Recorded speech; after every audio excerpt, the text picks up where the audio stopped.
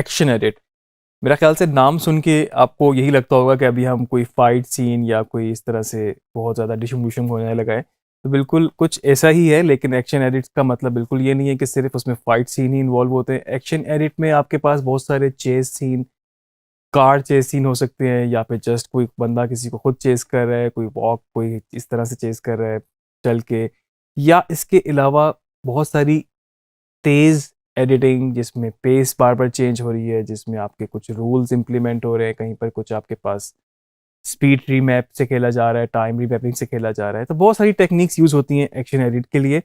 कुछ basic techniques मैं आपके साथ अभी शेयर करता हूँ। मैं आपको टाइमलाइन पे कुछ एक दो रेफरेंस के साथ कुछ टेक्निक्स भी दिखाऊंगा कि किस तरीके से एक्शन एडिट पे काम किया जाता है।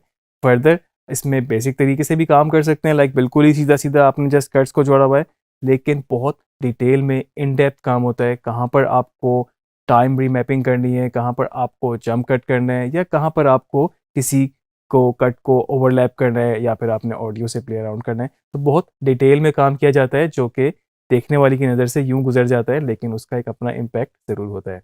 आइए देखते हैं टाइमलाइन पर इसको। तो मेरे पास इस वक्त एक मूवी का क्लिप है, टॉम क्रूज की मूवी मिशन इम्पॉसिबल का बड़ा मशहूर क्लिप है मेरे पास इस वक्त। तो बेसिकली एक फ़ाइट सीन है, और ऑब्वियसली इसमें शुरू में थोड़ा सा ज़रा क्रिएट किया हुआ है सीन को इस तरह से। कुछ चीज़ें मैं आपको बताऊं, वैसे तो देखें सिंपल ये कट्स में ही सारी चीज़ें हुई हुई हैं इस वक्त, लेकिन कुछ चीज़ें इस तरह की होती हैं जो technique wise cutting on action बहुत ज़्यादा यूज़ होता है। ऑब्वियसली फाइट सीन में बिल्कुल तेज़ तेज़ मूवमेंट होगी, अगर तो वो पंच है, अगर वो चेस में भी मूवमेंट होगी आपको पता है, तो आपको कटिंग ऑन एक्शन की टेक्निक को मैक्सिमम यूज़ करना होगा, और एक्शन पे उसको कट करेंगे तो खुद ब खुद आपका कट अच्छा बेहतर तरीके से डिफरेंट शॉट वेरिएशंस के साथ बनता जाएगा।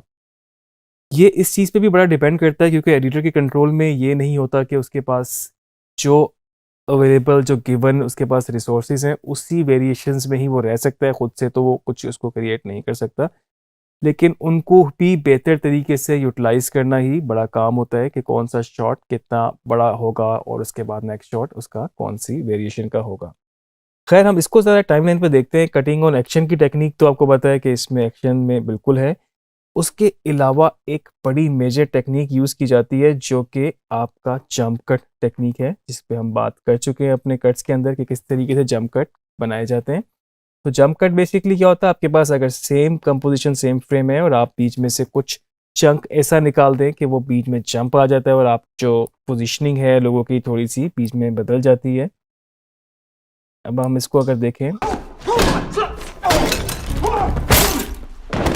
तो इस छोटे से सीन में मेरे पास, इस छोटे से सीक्वेंस में जिसमें ये इसको जो मारा है, इसमें जंप कट का इस्तेमाल किया गया है, और वो इतना क्विक और इतना मतलब तरीके से किया हुआ है, आपको उस तरह से पता नहीं चलेगा क्योंकि आप एक फ्लो में उसको देख रहे हैं। देखें ये, और अगर मैं आपको फ्रेम बाय फ्रेम दिखाऊं तो आप देख सकते हैं कि इस वक्त जो ये शॉट है ये इस तरह चल रहा है, और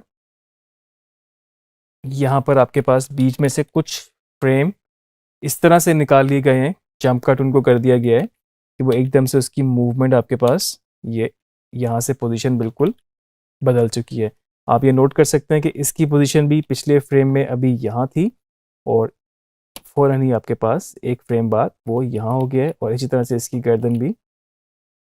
तो ये जो जंप कट वाली टेक्निक है ये बहुत कॉमनली यूज़ होती है। मिसाल के तौर पे किसी को आपने अगर कोई देखा पंच किया है, और वो मूवमेंट अगर पंच की थी वो मे भी थोड़ी स्लो थी, तो मे बी आपने उसको बीच में से चंद उस शॉट में से चंद फ्रेम निकाल दिए, और वह टक करके आपको उसकी मूवमेंट तेज़ लगी, ना कि आपने उसको स्पीड रीमैप किया, आपने स्पीड बढ़ाई या कम की। इसके अलावा बहुत मेजरली स्पीड के साथ प्ले अराउंड किया जाता है, बहुत स्मार्टली किया जाता है। बिल्कुल इस तरह से नहीं होता कि स्पीड को अब्रप्टली बढ़ा दिया या कम कर दिया, वो फिर आपको अजीब सा लगेगा। तो जो टाइम रीमैपिंग की हमारी टेक्निक है कि एक पॉइंट पे नॉर्मल स्पीड, फिर थोड़ी सी तेज़, या फिर नॉर्मल, या फिर स्लो और नॉर्मल, जिस तरह से भी आप अपने की फ्रेम से उसको चेंज कर सकते हैं, आप उसको यूज़ करते हैं। तो वो टाइम रीमैपिंग बहुत कॉमनली यूज़ की जाती है आपके एक्शन एडिट्स के अंदर। इसकी मैं आपको एक एग्जांपल दिखाता हूँ एक और मूवी क्लिप में से। किल बिल का एक क्लिप है मेरे पास जो कि बड़ा मशहूर है इस वक्त। ये भी मैं इसको रैंडमली सो बीच से ही प्ले कर रहा हूँ ताकि आपको एग्जैक्टली वही पॉइंट दिखा सकूँ।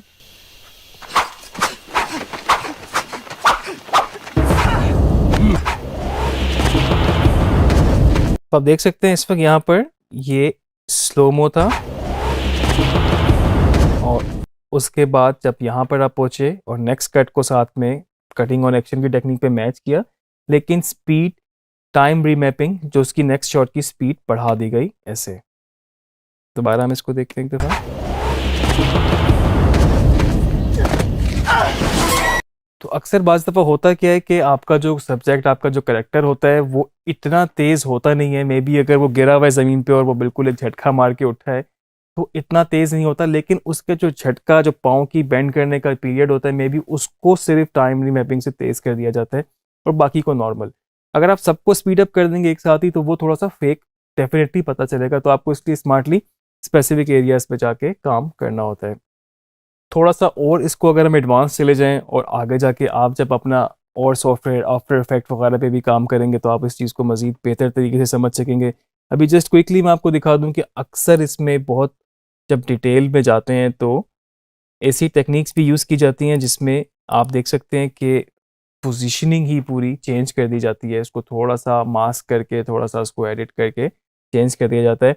अभी फ़िलहाल मेरे पास जो एग्जांपल है वो सेम क्लिप में से है, नहीं तो उसके अलावा और मूवी से भी हमने ये एग्जांपल देखी हुई हैं, हम आपसे शेयर करेंगे और मूवी से भी। तो जैसे कि आपको बहुत ज़्यादा एडवांस टेक्निक भी आप इसमें यूज़ कर सकते हैं। हम आफ्टर इफेक्ट की मास्किंग वगैरह की बात कर रहे थे, जो कि आपको पता लगेगा आगे जाके जब आप इसकी प्रैक्टिस करेंगे आफ्टर इफेक्ट की भी, कि किस तरीके से हो सकती है। तो इतना डिटेल इन डेप्थ काम इस पे हुआ होता है कि अगर मैं आपको एक छोटी सी एग्जांपल यहाँ पे दिखाऊं तो हाथ की पोजीशन भी अलाइन पूरी की होती है और उसको मास्क करके उसको रीअरेंज करके थोड़ा सा काम किया होता है। मैं आपको एग्जांपल दिखाता हूँ इसकी। इस पंच को अगर हम थोड़ा सा दोबारा से देखें तो आप अगर हाथ की मूवमेंट को देख रहे हो तो इस वक्त इसकी पोजीशन थोड़ी सी आपको यहाँ से नज़र आएगा कि इस पर थोड़ा सा काम हुआ हुआ है।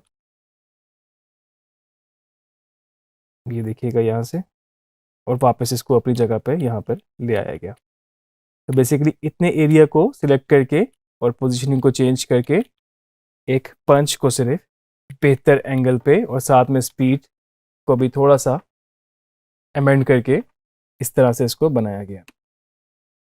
तो ये तो थी आपके पास कुछ एग्जांपल, कुछ टेक्निक्स की किस तरह से आप एक्शन एडिट पे काम कर सकते हैं। डिफरेंट टेक्निक्स और डिफरेंट टूल्स के साथ भी आप इस पे काम कर सकते हैं। तो इन सब चीज़ों को समझने के लिए अगर आपको जो पिछले सारे लेक्चर्स हैं आपने उनको साथ साथ फॉलो किया हुआ है, उनकी प्रैक्टिस की हुई है, आपके लिए इस वक्त करंटली समझना बेहतर होगा। कुछ चीज़ें ऐसी हैं अगर आपके समझ में नहीं आ रही ऑब्वियसली, जिस तरह आफ्टर इफेक्ट वगैरह वाली टेक्निक जो हैं वो हम आगे जाके जब सीखेंगे तो आपको बेहतर समझ में आ सकेंगी। चीज़ों को आप साथ साथ प्रैक्टिस भी करते रहें और इस तरह से चीज़ों को समझते रहें। कुछ चीज़ें आपको जो नहीं समझ में लगती आप उसको खुद से भी एक्सप्लोर करें, उसको आप गूगल कर सकते हैं, स्टडी साथ साथ करें और उसके बाद आप इसकी प्रैक्टिस भी कंटिन्यू रखें। आगे लेक्चर्स में मज़ीद चीज़ों पे बात करेंगे तो आप इनको फॉलो करते जाएं।